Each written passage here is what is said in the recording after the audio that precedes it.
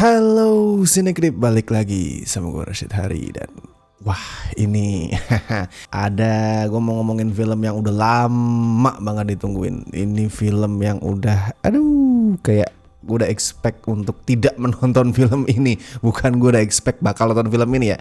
Gue udah bersiap-siap untuk oke lah gue gak bakal nonton film ini seumur hidup gue kayaknya. Karena emang udah kayak gak ada harapan buat film yang satu ini buat tayang gitu. Saking lamanya sampai banyak yang tidak sabar dan akhirnya memilih nonton di Pak Tani ya. Gue yakin banyak dari lo yang nonton video ini juga udah melakukan itu gitu. Ya sekali ini gue mau nge-review Godzilla Minus One yang awal tahun ini berhasil menang Oscar ya. Buat kategori Best Visual Effects itu ngasih hype yang tinggi banget. Jadi kayak sebuah film Godzilla dirilis aja udah punya hype gitu. Apalagi di saat berhasil menang Oscar. Film Jepang menang Oscar itu sesuatu yang spesial banget. Dan film ini akhirnya tiba-tiba tanpa ada pemberitahuan apapun mendadak tayang di Netflix. Anjir, gue kaget, kayak gak ada apa sih woro-woro apa gitu, mendadak udah gitu di medsos rame Godzilla Minus One tayang di Netflix gitu. What the fuck. Tebakan gue ini tayang dadakan kayak gini, terkesannya dadakan ya, kita gak tahu di belakangnya gimana. Tebakan gue karena salah satunya itu urusan deal di balik layar sih. Buat yang belum tahu nih, alasan kenapa Godzilla Minus One ini susah banget buat tayang di Indonesia adalah karena ada deal antara Toho yang di Jepang sama Legendary. Legendary itu yang pegang hak buat IP Godzilla di Amerika. Nah, dealnya adalah Toho tetap boleh bikin versi mereka asalkan nggak rilis di tahun yang sama dengan bikinan Legendary. Nah, di Indo kan Godzilla Kong The New Empire tuh tayang tahun ini, makanya kayak nggak bisa kalau misalkan mendadak Minus One tayang di Indonesia juga di tahun 2024. That's why di Amerika juga sama sih. Di Amerika tuh kan Godzilla Minus One sebenarnya box office-nya lumayan bagus tuh, untuk ukuran film foreign tuh lumayan oke. Masuk top 10 kalau nggak salah, tapi di saat filmnya ada di nomor berapa gitu mendadak Toho tuh nurunin filmnya dari bioskop ya, karena itu tadi biar nggak bentrok sama Godzilla aja Legendary. Di Netflix pun kayaknya juga itu ya dealnya detik-detik terakhir ya, soalnya kalau perhatiin nih Netflix kan Netflix Indo nih, Netflix Indo setiap bulan, setiap awal bulan itu selalu ngerilis daftar film atau series yang bakal tayang selama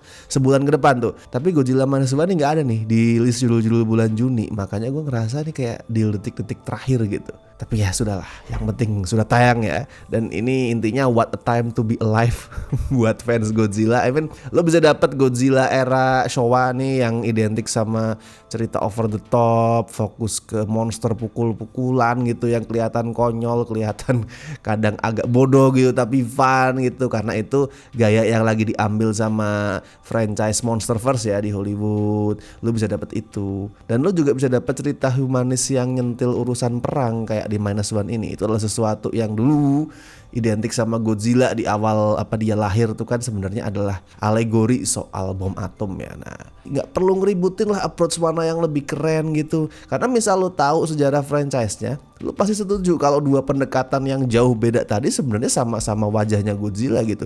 Franchise Godzilla tuh udah ngalamin evolusi yang banyak banget dari era Showa, era Heisei. Itu semuanya udah pernah dicoba sama franchise-nya, udah pernah jadi drama manusia, udah pernah jadi kaiju yang bodoh gitu kasarannya, yang cuman pukul-pukulan. Tuh semua adalah ciri khasnya Godzilla. Ini semua wajahnya Godzilla, dan lu bisa dapat dua sisi itu di era yang bersamaan. Ya itu adalah sesuatu yang harus disyukuri. Makanya gue bilang tadi what a time to be alive buat Godzilla fans lah. Dan BTW judul Minus One ini yang mungkin agak aneh ya kalau buat film monster, sebenarnya ini nge-refer ke itu ya, ke kondisi Jepang pada saat setelah Perang Dunia II gitu. Karena kan mereka kondisinya pada saat itu hancur-hancuran banget. Ya ibaratnya lagi ada di titik nol lah. Nah, serangan Godzilla di sini tuh ngebawa mereka lebih hancur lagi, ambles lagi dari titik nol. Jadi kayak udah nol turun lagi nih jadi Minus One. Makanya disebutnya kayak gitu filmnya. Dan ceritanya adalah tentang Koichi Shikishima yang selama perang itu dia jadi pilot kamikaze, pesawat bunuh diri. Nah, masalahnya dia nggak mati karena si Shikishima ini kabur dari misinya. Dia tuh pengen bertahan hidup, nggak mau mengorbankan nyawa buat bangsa gitulah gampangnya. Dan itu bikin dia hidup dengan perasaan bersalah karena dia ngerasa wah gue adalah seorang pengecut gitu lah. Dan dari situlah cerita Humanis Minus One tuh berasal. Dia tuh nyentil soal gimana manusia, atau dalam konteks ini bangsa Jepang ya, disebut langsung sih di kalimat salah satu karakternya. Bangsa Jepang tuh dirasa kayak nggak menghargai kehidupan gitu. Makanya ada perang lah, terus kemudian di perang itu ada kamikaze nyuruh orang bunuh diri lah atas nama kejayaan bangsa. Nah itu yang coba disentil. Nah Godzilla Minus One juga punya salah satu opening sequence paling keren tahun ini buat gue. Karena gak cuman seru itu openingnya, tapi juga bisa ngerangkum kritik kuat ke itu tadi, isu peperangan. Di opening itu ceritanya si Shikishima kabur dari misi dia, terus dia mampir ke Pulau Odo. Itu adalah pulau tempat untuk perbaikan pesawat kamikaze ya. Dan di sana pas lagi merbaikin pesawat dalam tanda kutip, Godzilla itu nyerang. Nah si Shikishima ini takut banget sampai dia nggak berani nembak. Padahal teman-temannya yang lain udah bilang tembak pakai pesawat lu tembak, tapi dia terlalu takut dan dia nggak berani nembak. Nah itulah yang bikin dia tuh disalahkan. Dibilang ini semua orang-orang ini mati karena salah lu, karena lu terlalu takut buat nembak, karena lu adalah seorang pengecut. Tapi kalau kita perhatikan sebenarnya nih, Godzilla juga nggak bakal nyerang. Misal tentara Jepang itu nggak nembak duluan. Coba dulu perhatiin. Pada saat si Shikishima naik ke pesawat mau nembak, Godzilla nggak nyerang dia. Tapi kemudian ada temennya Shikishima tuh, prajurit yang lain langsung nembak deret. Nah baru habis itu Godzilla nyerang. Andaikan nggak ditembak duluan, dia nggak bakal nyerang. Nah itulah, itu sama kayak perang. Nggak bakal ada perang misal nggak ada yang nembak duluan, nggak ada yang nyerang duluan, dan kemudian mungkin yang diserang tuh lebih nggak gampang terpancing dan segala macam. Itu nggak akan ada perang. Intinya ya habis itu Godzilla ngelebarin teritori dia lah, wilayah kekuasaan dia sampai ke perkotaan, dan itu bikin manusia yang masih bertahan hidup tuh tergugah gitu buat melakukan perlawanan, buat berjuang untuk bertahan hidup. Dan di pertarungan manusia ngelawan kaiju ini manusianya nggak cuma jadi pion nggak penting gitu. Kalau di film-film kaiju apalagi bikinan Monsterverse ya, bikinan Hollywood kan kayak manusianya anjir membosankan sekali, karakter yang nggak penting gitulah. Kayak misalkan mereka tuh setiap nongol di layar gue pengennya udahlah lu buruan pergi gitu, gue pengen liatnya monster gitu. Nah Minus One ini bikin gue ngerasa manusianya itu penting, karena sutradaranya si Takashi Yamazaki ini bisa nyimbangin antara bikin blockbuster yang megah sama cerita humanis yang menggugah. Sebagai blockbuster udahlah anjir keren banget, visual efeknya realistis. Pada saat lu ngeliat Godzilla tuh nyerang kota, menghancurkan Ginza tuh kelihatan realistis banget. Walaupun budgetnya tuh cuman nggak nyampe 10% dari Godzilla X Kong. Buat perbandingan aja ya, Godzilla X Kong tuh seingat gue sekitar $150 juta ya. Sedangkan Godzilla Minus One ini 10 atau 12 juta gitu. Gak nyampe 10%-nya anjir, tapi hasilnya gak jauh beda. Wajar lah kalau misalkan ini menang Oscar karena keren banget. Terus selain visual efeknya, si Yamazaki juga jago nih ngolah shot-shot yang bikin Godzilla nih kelihatan kelihatan garang gue ngeliat. Garang, gak jarang serem gitu. Cocok sih karena Godzilla sekali lagi mau dia baik ada di pihak manusia sekalipun, dia kan tetap monster ya. Monster itu serem. Nah shot-shotnya ini bikin dia kelihatan anjir keren tapi juga serem gitu. Sama ada scene yang gue suka banget nih, ini adalah salah satu scene paling kreatif sepanjang filmnya. Itu adalah pada saat Godzilla tuh ngejar kapalnya Shikishima dari belakang, jadi di laut gitu. Godzilla-nya ngejar, Shikishima-nya di kapal terus berusaha nembak. Itu serem banget, Godzilla tuh cuman kelihatan kepalanya, terus mata dia melotot gitu kayak setan.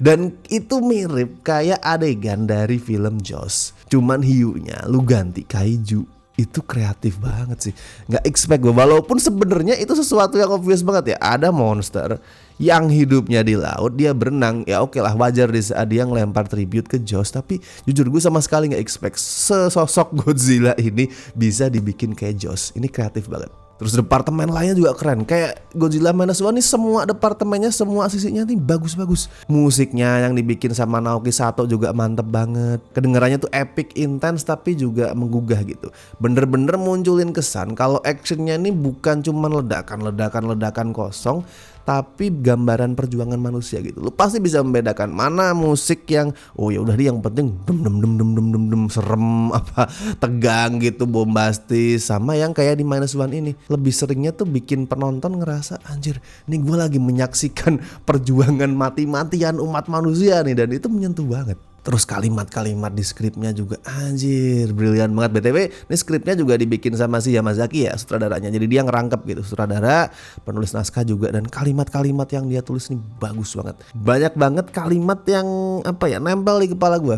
Misal contohnya pada saat ada yang ngomong kami meninggalkan masa depan untukmu. Anjir, keren. Udah pokoknya gue udah nggak kehabisan kata-kata untuk mendeskripsikan Godzilla Minus One. Selain ini film keren banget. Pas masuk third act gue cuman bisa nyengir gitu, anjir gitu, kayak anak kecil yang terkagum-kagum melihat film monster sambil nangis juga. Jadi kayak anjir udah nyengir, nangis gitu, anjir keren banget lah pokoknya. Oke, kalau untuk skor Godzilla Minus One gue kasih udah 9 dari 10, tidak perlu menahan-nahan. Kalau ini salah satu film terbaik tahun ini. Dan kalau misalkan udah nonton dimanapun itu ya, silakan tuliskanlah komentar lu, review lu terhadap film ini di kolom komentar. Silakan tulis. Oke, seperti biasa gue ingetin jangan lupa like video ini, subscribe Cinecrip, dan buat teman-teman yang pengen ngebantu kami dengan kasih donasi seikhlasnya, as always ada berbagai cara, ada super thanks, ada Saveria, dan ada juga membership Cinecrip yang bisa lo pilih sesuai dengan tiernya masing-masing, ada benefitnya sendiri-sendiri. Thank you so much buat yang sampai sekarang masih setia join di membership kami. Nanti tinggal ditunggu aja ya, kapan sih pengumuman tanggal live stream khusus member di bulan Juni. Itu live stream yang cuma member yang bisa nonton. Jadi misalkan lu pengen nonton juga, pengen bergunjing bersama kami, bisa lah lu join membership. Oke, kalau gitu gue Rashid Haris, sampai ketemu di review berikutnya.